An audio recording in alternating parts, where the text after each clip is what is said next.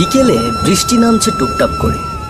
কাদামাখা মেঠো পথ ভিজে একেবারে কাদা জল।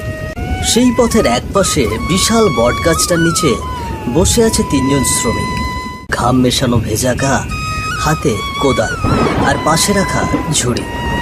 সকাল থেকে খাল খননের কাজ চলছে, তাই সকলের শরীর ভেঙে এসেছে। বৃষ্টির কারণে তারা গাছের নিচে আশ্রয় নিয়েছে খানিকক্ষণ আগে। ঠিক তখনই দেখা গেল মেঠো পথ ধরে ছাতা মাথায় এক প্রভাবশালী লোক এগিয়ে আসছে। তিনি আর কেউ নন, গ্রামের মোড়ল বিশ্বনাথ চ্যাটার্জি। রে, তোরা এই গাছের নিচে বসে বসে কি করছিস? কাজকর্ম নেই নাকি তোদের? না বাবু, কাজই তো করতাছি। মাটি খনন করতে করতে বৃষ্টি আরম্ভ হলো, তাই এই গাছ তলায় বসে পড়লো। তা কার খাল খনন করছিস তোরা? ওই দক্ষিণ পাড়ার মৃণাল বাবুর খাল খনন করছি বাবু। ও ভালো, তবে শোন, আমারও একটা খাল খনন করা দরকার। কজন লোক লাগবে, কোথায় পাই বলতো? ওই বাবু, কোন হানে খাল খনন করতে চাইতেছেন? আমরা তো কজন আছি, আমরাই না হয় লেগে পড়বো আপনার খাল খননে। আমার ওই বাড়ির পাশে যে পচা ডোবাটা আছে, তোরা তো দেখেছিস, ডোবাটা একেবারে অকেজো হয়ে পড়ে আছে। ডোবা ভরে গিয়েছে আবর্জনার কচুরি পানায়। নর্দমার জল ঢুকে খালের জল একেবারে নষ্ট হয়ে বসে আছে। এবার চাইছি ডোবাটা পরিষ্কার করে সেখানে মাছ চাষ করতে। তোরা হাত লাগালে খালটায় আমি মাছ চাষ করতে পারবো। না না বাবু, ওই কাজটা আমাদের পক্ষে হবে না। কেন হবে না? আমি তোদেরকে এই মজুরির চাইতেও বেশি মজুরি দেব। এখানে যে টাকায় কাজ করছিস তার ডাবল দেব। ওরে বাবা রে, ওই পচা ডোবার খাল, ওইখানে কাজ করতে গিয়ে কেউ সুস্থভাবে ফিরতে পারে না বাবু। তা তো জানেন আপনি, কত লোকের প্রাণ গেছে। আমরা তো গরিব মানুষ, ওই কাজ করতে গেলে প্রাণটাই যাবে। আমরা আমরা প্রাণ হারাতে চাই না বাবু, আমাদেরকে মাফ করবেন। শ্রমিকদের এই কথায় বিশ্বনাথের কপালে ভাঁজ পড়ে গেল। চোখে মুখে হালকা অন্ধকার নেমে এলো, বৃষ্টি ভেজা আকাশের মতোই। পচা ডোবার খালের নাম শুনলেই গ্রামের মানুষ যেন কেঁপে ওঠে সকলে। বটগাছের নিচ থেকে বেরিয়ে আবারও মেঠো পথে পা বাড়ালেন বিশ্বনাথ চ্যাটার্জি। টুপটাপ বৃষ্টি তখনও চলছে, আকাশের আলো ম্লান হয়ে আসছে। বিকেলের মেঘলা আলো মিশে গিয়ে সন্ধ্যার অন্ধকার নামতে শুরু করেছে। আরে মদন, বলতো কি করা যায়? গ্রামের কেউ যে রাজি হচ্ছে না ওই খাল খনন করতে। কোথায় লোক পাবো বলতো? বড় চিন্তার মধ্যে পড়ে গেলাম। জায়গাটা কিনে কি ভুল হয়ে গেল নাকি? সত্যিই তো বাবু, অনেকদিন ধরেই তো ওই জায়গাটা ফাঁকা পড়ে আছে, কেউ হাতও দেয়নি। জায়গাটা যদি খনন করে মাছ চাষ করা যেত তাহলে কত আয় আসতো বলতো। জানি না গ্রামের লোকজন এখানে কাজ করতে এত কিসের ভয় পাচ্ছে। বাবু, গায়ের মানুষ বলে ওই খালে নাকি ভালো কিছু নেই। রাত হলেই নাকি অদ্ভুত আওয়াজ শোনা যায়। অনেকেই তো কথাও বলতে চায় না ওই জায়গার নাম নিয়ে। আবার অনেকে নাকি কাজ করতে গিয়ে আর ফিরে আসেনি। বৃষ্টি ভেজা সন্ধ্যার আলো আঁধারিতে দুজনের কণ্ঠস্বর মিশে গেল ব্যাঙের ডাকের ভেতর। মেঠো পথ এগিয়ে যাচ্ছিল, কিন্তু মোড়ল মশাইয়ের মনে ভয় না, বরং বাড়ছিল এক অদম্য কৌতূহল। কেন সবাই এত ভয় পায় পচা ডোবার খালকে? পরের দিন সকালের আলো ফুটতেই গ্রামের কাঁচা রাস্তা ধরে ধীরে ধীরে এগিয়ে আসছে এক গরুর গাড়ি। রাতভর বৃষ্টির পরে চারপাশ যেন ধুয়ে মুছে ঝকঝকে। ভিজে মাটির গন্ধ বাতাসে ছড়িয়ে আছে। গাছের পাতায় এখন টুপটাপ জল ঝরছে। দূরে দূরে কোকিলের ডাক শোনা যাচ্ছে। গাছে গাছে দোয়েল আর শালিক উড়ে বেড়াচ্ছে। সকালের কুয়াশার ভেতর দিয়ে মিষ্টি রোদ রাস্তা জুড়ে আলো ছায়া খেলা করছে। সেই রাস্তাতেই ধীরে ধীরে এগিয়ে আসছে এক গরুর গাড়ি। গাড়ি ভর্তি বাজারের মাল, কাঁচা সবজি, চাল, ডাল আরও নানান সামগ্রীতে বোঝাই। গাড়ির ওপর বসে আছেন গ্রামের মোড়ল বিশ্বনাথ চ্যাটার্জি। ধবধবে সাদা ধুতি, পাঞ্জাবি গায়ে, শান্ত ভঙ্গিতে চারপাশে সকালটা উপভোগ করছেন তিনি। গাড়ি চালাচ্ছে এক নতুন চেহারার যুবক, যাকে এর আগে গ্রামের লোকজন দেখেনি। রে, তোকে তো এই গ্রামে কখনো আগে দেখিনি। নতুন নাকি এই গ্রামে? হ্যাঁ বাবু, আমি নতুন। আমি পাশের গ্রামের লোক। এখানে একটা যাত্রী নিয়ে এসেছি। উনি সন্ধ্যায় বাড়ি ফিরবেন, তবে সারাদিন বসে থাকতে মন মানছে না। তাই ভাবলুম এই পথে আজ একটু গাড়ি চালাই। আজ সেই জন্যই এই পথে আসা। বেশ বেশ বেশ, তা তোর নাম কি? আগে ধলা কর্তা বাবু। তা বেশ। আচ্ছা ধলা, তুই কি জানিস তোর গ্রামে খাল খননের জন্য কোনো শ্রমিক আছে কিনা? মানুষের খোঁজ করছি কয়েকদিন থেকে, কিন্তু লোক পাচ্ছি না। আর পেলেও কেউ রাজি হচ্ছে না ওইখানে কাজ করতে। হ্যাঁ বাবু, আমার ছোট ভাই খননের কাজ করে। সেই তো খনন কাজে সর্দার। তার কয়েকজন সঙ্গীও আছে, ওরা সবাই একসঙ্গে খননের কাজ করে। আরে তাই নাকি? আমি এক খণ্ড জমি কিনেছি, একটা খাল আছে ওখানে, কিন্তু সেটা জল একেবারে পচে গিয়েছে। পচা ময়লা আবর্জনা নর্দমার জল প্রবেশ করে নোংরা হয়ে গিয়েছে। ভাবছি সব পরিষ্কার করে নতুন করে খনন করব, তারপর সেখানে মাছ চাষ করব। কিন্তু গ্রামের কেউ রাজি হচ্ছে না, সবাই ভয় পাচ্ছে। তা বাবু, ভয়ের কি আছে? এমন কি আছে সেই পচা ডোবাতে? অত বিস্তারিত জানি না, কিন্তু শুনেছি সেই ডোবাতে নাকি ভূত পেতের আগমন হয়। বেশ বেশ বাবু, গ্রামের মানুষ ভয় একটু বেশি পায়। তবে আপনি যদি মজুরি বাড়িয়ে দেন, আমি আমার ভাই আর তার সঙ্গীদের নিয়ে আসার ব্যবস্থা করব। তখন আর তারা আমার কথা ফেলতে পারবে না। মজুরি বাড়াবো, শুধু বলবি কাল সকালে যেন কাজে লেগে পড়ে, আর দেরি করে চলবে না। আগে ঠিক আছে কর্তাবাবু, আমি বলে দেব, কাল সকালেই ওরা হাজির হবে। গরুর গাড়ি ফাঁকা পথ ধরে এগিয়ে এলো মোড়ল বিশ্বনাথ চ্যাটার্জির বাড়ির সামনে। সকালের রোদ ঝলমল করছে, গাছের ডালে ডালে পাখিরা ডাকাডাকি করছে। ভিজে মাটির গন্ধে চারপাশ এখনো টাটকা। এই এখানেই দাঁড়া, এটাই আমার বাড়ি। গরুর গাড়ি থেমে গেলে বিশ্বনাথবাবু গাড়ি থেকে নেমে এলেন। তারপর চালকের কাছে এসে বললেন, তুই যেহেতু এই গ্রামে নতুন গরুর গাড়ি চালাতে এসেছিস, নে ভাড়াটা, সাথে বকশিসও দিলুম। গাড়িওয়ালা হাসি মুখে টাকা হাতে নিল, মুখ ভরা আনন্দ। বাবু, আপনার কৃপা। তাহলে ওই কথাই রইলো, তুই কিন্তু কালকে কাজের লোক পাঠিয়ে দিবি। আমার কিন্তু এই কাজটা হতেই হবে, যেভাবেই হোক খাল আমাকে কাটতেই হবে। আগে আগে বেশ কথা বাবু, আমি আজ আসি। এই হুশ হুশ, হট হট, ঘট, সামনে চল সামনে চল। গরুগুলোকে তাড়া দিয়ে গাড়ি এগিয়ে নিল। ঘন্টার টুংটাং শব্দ মিলিয়ে গেল কাঁচা পথের বাঁকে। সকালের আলো ফুটতেই চারজন শ্রমিক কাঁধে কোদাল আর হাতে মাটি কাটা ঝুড়ি নিয়ে মোড়ল বিশ্বনাথ চ্যাটার্জির বাড়ির সামনে হাজির হলো। তোরা এসেছিস? বেশ বেশ বেশ, খুব ভালো হয়েছে। খালটি খননের কাজ শুরু হবে এবার। খালটি নতুন প্রাণ ফিরে পাবে। চল চল, আমি তোদের খালটা দেখিয়ে দিই। হ্যাঁ মোড়ল মশাই, আপনি চিন্তা করেন না, মন দিয়ে কাম কইরা খালটারে নতুন কইরা তুলমু।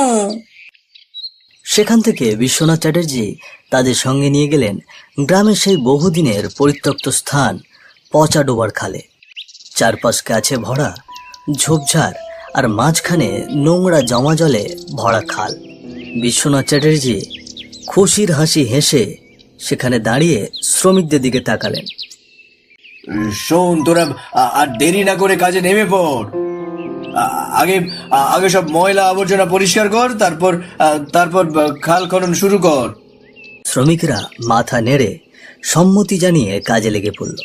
ধীরে ধীরে ঝোপ কেটে সরানো, মেশিন দিয়ে জল নিষ্কাশন, তারপর কোদালের আঘাতে মাটি খননের কাজ শুরু হলো। খানিকক্ষণ বাদে আকাশ হয়ে উঠল কালো। মুহূর্তের মধ্যেই ঝমঝম করে বৃষ্টি নেমে এলো। শ্রমিকরা কোদাল ফেলে তাড়াতাড়ি ছুটল মোড়লের বারান্দায় আশ্রয় নেবার উদ্দেশ্যে। বারান্দায় বসে সবাই কপাল মুছছে। বৃষ্টির ধারা তখনও ঝিপঝিপ করছে। এই ভরা বৃষ্টিতে তো আর এখন আর কাহাল খনন করা সম্ভব নয়, জমে থাকা জলেই কাজটা আটকে যায়। এমন সময় মোড়ল বিশ্বনাথ এগিয়ে এসে দীর্ঘ স্বরে বললেন, যে করেই ও কাজটা আজ শেষ করতে হবে। বৃষ্টি ছেড়ে দিলে আবার কাজ শুরু কর। ঘন্টার পর ঘন্টা বৃষ্টি হলো। দুপুর থেকে বিকেল পর্যন্ত একই রকম বৃষ্টির ধারা। চারিদিকে ভিজে স্যাঁতস্যাঁতে। অবশেষে বিকেলের দিকে বৃষ্টি থামল। আকাশ এবার পরিষ্কার। আরে চল চল, জল থেমেছে, তোরা আবার কাজে নেমে পড়। আজকের দিনটা একদম নষ্ট করা যাবে না। শ্রমিকরা আবার কাজের উদ্দেশ্যে রওনা দিলেন। কোদাল আর ঝুড়ি নিয়ে খাল খননে নেমে পড়ল সকলে। সূর্যের আলো ফিকে হতে হতে আকাশে সন্ধ্যার ছায়া নেমে এসেছে। চারপাশে ঝোপঝাড় থেকে ঝিঁঝির ডাক ভেসে আসছে। শ্রমিকরা ক্লান্ত, কিন্তু কাজ চালিয়ে যাচ্ছে অনবরত। তখন খালের পাড় থেকে মোড়ল কড়া গলায় বললেন, সন্ধে হলেও তোরা খাল কাটার কাজটা আর একটু এগিয়ে নে, আমি তোদের মজুরি বাড়িয়ে দেব। তাহলে তো মোড়ল মশাই, আমরা আজই কাজটা আরো জোরে ধরবো। মজুরি বাড়াইলে মনে আরো খুশি আসবে। খালের ভেতর কোদালের শব্দ, ঝুড়ি ভরে মাটি ফেলার শব্দ, সব মিলিয়ে সন্ধ্যার আঁধারে নতুন প্রাণ ফিরে পেতে শুরু করলো পচাডোবার খাল। এবার সন্ধ্যা ঘনিয়ে অন্ধকার নেমে এসেছে। খালের শ্রমিকরা খনন কার্য চালাচ্ছে। চারপাশে ঘন অন্ধকার নেমে এসেছে। শুধু জোনাকির ক্ষীণ আলো ঝিকমিক করছে। এমন সময় হঠাৎ শ্রমিকদের একজন, তার নাম হরিদাস, কোদাল নামিয়ে বলল, এই আমি একটু আসছি রে, তোরা কাজ কর। জলদি আয়, জলদি আয়, আরো অনেক কাজ বাকি আছে। হরিদাস খালপাড়ের ঝোপের দিকে হাঁটতে শুরু করলো। চারিদিক নির্জন, নিশুতি অন্ধকার। হাওয়ার ঝাপটা এসে কানে কানে যেন কি সব ফিসফাস করে বলছে। হরিদাস থেমে গেল। ঝোপের মধ্যে থেকে কানে ভেসে এলো ফিসফিস করে কথার আওয়াজ। পেছনে শুকনো পাতার ওপর দিয়ে কারো পায়ের শব্দ। বুক কেঁপে উঠল হরিদাসের। হঠাৎ সে অনুভব করলো একটি ঠান্ডা হাত তার কাঁধে এসে লাগলো। হরিদাস ঘুরে দাঁড়াতেই দেখল অন্ধকারে এক বিকট অবয়ব হাওয়ায় ভেসে আছে। মুখ বিকৃত, কালো চোখ দুটো জ্বলছে আগুনের মতো। সে ভালো করে লক্ষ্য করে দেখল আরো তিনটে অবয়ব ভেসে ভেসে এগিয়ে আসছে। ওরে বাবারে, এ তো ভূত! বাঁচাও বাঁচাও বাঁচাও বাঁচাও! সে উল্টো দিকে দৌড় দিল।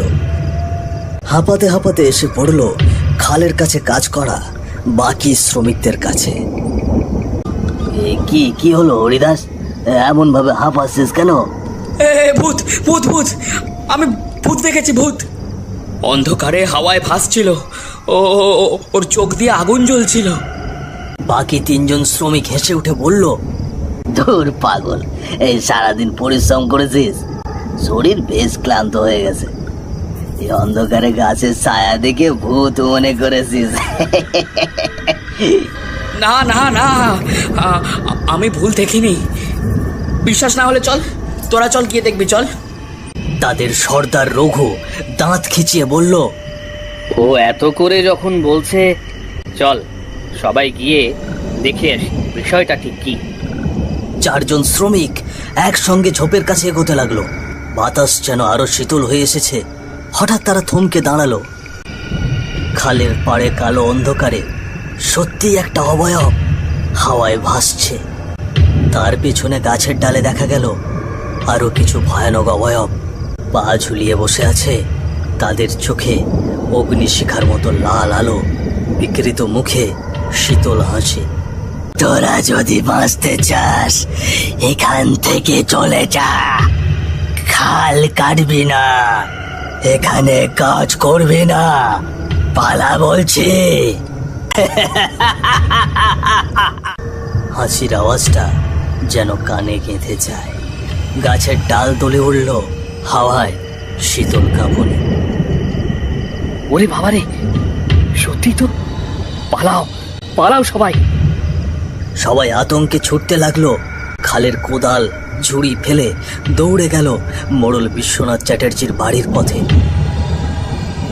মোড়লের উঠানে এসে তারা হাঁপাতে হাঁপাতে থেমে দাঁড়ালো। ভেজা গায়ে ঘাম ঝরছে, চোখে আতঙ্ক। বাবু, আমাদের মাফ করবেন, আমরা এই খাল কাটতে পারবো না। ওইখানে অমন ভূত প্রেতের ভয়াবহ উপস্থিতি, আমাদের পক্ষে কাজ করা সম্ভব না।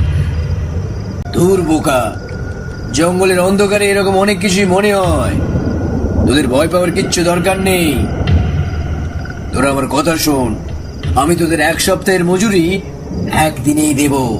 1 সপ্তাহে যা পেতিস কাল সকালেই তা সব হাতে পাবি। তোরা শুধু খালটা খনন কর। আজ রাতে তোরা আমার বাড়িতেই থাকবি, কাল সকালে কাজে নামবি। এই কাজটা কিন্তু করতেই হবে, বুঝলি? শ্রমিকরা হতভম্ব, তাদের মুখে স্পষ্ট ভয়ের ছাপ। কিন্তু মোড়লের লোভনীয় প্রস্তাব শুনে তারা চুপ মেরে দাঁড়িয়ে রইল। রাত নেমে এসেছে, আর অদ্ভুত শীতলতা যেন গ্রামটাকে আষ্টে পিষ্টে জড়িয়ে ধরেছে। রাত গভীর, আকাশে মেঘ। চাঁদটা মাঝে মাঝে মেঘের আড়াল থেকে উঁকি দেয়। মোড়ল মশাই শ্রমিকদের তারই একটি ঘরে থাকতে দিলেন। সবাই ক্লান্ত শরীর নিয়ে একে একে ঘুমিয়ে পড়ল। কিন্তু ভোর হবার আগেই হঠাৎ শুরু হলো হইচই আর চিৎকার। কি হরিদাস কোথায়? পাশেই তো ঘুমিয়েছিল। তারা আশেপাশে ভালো করে খুঁজে দেখল, কোথাও হরিদাস নেই। ঘর অন্ধকার, বাইরে কেবল জোনাকির আলো। বাপরে, ও কি বাইরে গেল নাকি? চল তো খুঁজে দেখি। এত রাতে তো একা অচেনা জায়গাতে কোথাও যাওয়ার কথা নয়। হ্যাঁ, বেশ চলো। তারা টিমে একটি লণ্ঠন হাতে নিয়ে বের হলো হরিদাসকে খুঁজতে। রাতের হাওয়া ঠান্ডা, আর কানে ভেসে আসছে শিয়ালের ডাক।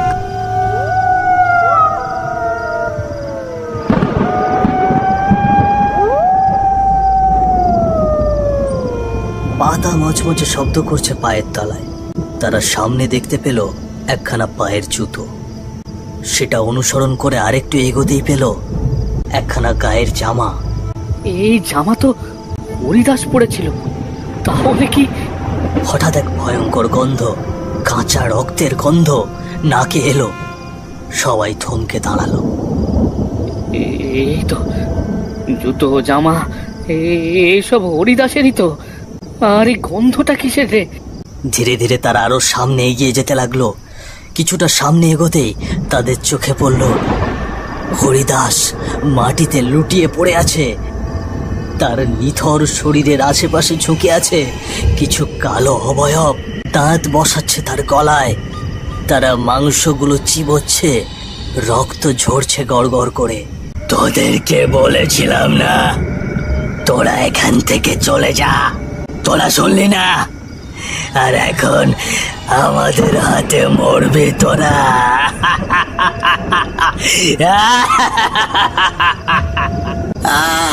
ওরে বাবারে, ভূত ধরে খাইতেছে। একটা হাওয়া বইল চারিদিকে। এদিকে বাকিরা ভয়ে থরথর করে কাঁপছে। ভয়ে শ্রমিকরা দিশাহারা হয়ে ছুটে পালাতে লাগলো অন্ধকারে। সকলের গলা শুকিয়ে কাঠ। লণ্ঠনের আলো অনেক আগেই নিভে গিয়েছে। অবশেষে হোঁচট খেয়ে তারা একটি কুঁড়ে ঘরের সামনে লুটিয়ে পড়ল। এরপর তাদের আর কিছুই মনে নেই। খানিকক্ষণ বাদে একজন বৃদ্ধ দরজা খুলে বাইরে এলেন। বাহিরে এসেই দেখতে পেলেন তারা সেখানে অজ্ঞান অবস্থায় পড়ে আছে। কে ওখানে? এরা তো সব বেহুশ হয়ে পড়ে আছে। সকালে তাদের জ্ঞান ফেরার পর তারা দেখলেন তারা একটি বাড়ির মধ্যে শুয়ে আছেন। পাশে দাঁড়িয়ে আছে একজন বৃদ্ধ লোক। বাবা বাবা, ও ওই জঙ্গলে আমাদের সাথে হরিরাজ, ভূত ভূত ওকে মেরে ফেলেছে। আমরা নিজের চোখে দেখেছি, এরা মানুষ না, অশরীরী ভয়ানক ছায়া। ওই গ্রামে ওই খালে কেউ কাজ করতে যায় না। ওই খাল ওই ডোবার পাশে অনেক আগে বয়ে এসেছিল এক অভিশাপের ছায়া। রাত হলে সেখানে অশরীরীরা জেগে ওঠে, মানুষের রক্তে ওরা বাঁচে। হরিদাস তো আর ফিরবে না। ওইখানে গেলে কেউ আর ফিরে আসে না, আর যদিও আসে তাহলে অসুস্থ হয়ে মারা যায়। বহু বছর আগে কি হয়েছিল বাবা সেখানে? তোমরা যে খাল খনন করতে এসেছো, ওই খাল খননেরই জন্য 4 জন শ্রমিক এসেছিল অন্য গ্রাম থেকে। ওই খালের পাড়ে এক বাড়িতে ওরা থাকতো। হঠাৎ করে একদিন রাতে আগুন লেগেছিল সেই বাড়িতে। দাউ দাউ করে জ্বলছিল আগুন। তারা চিৎকার করেছিল আগুনের মধ্যে, কিন্তু কেউ সে আগুন নিভিয়ে তাদের বাঁচাতে পারেনি। তারপর থেকেই ওই জায়গাটি অভিশপ্ত।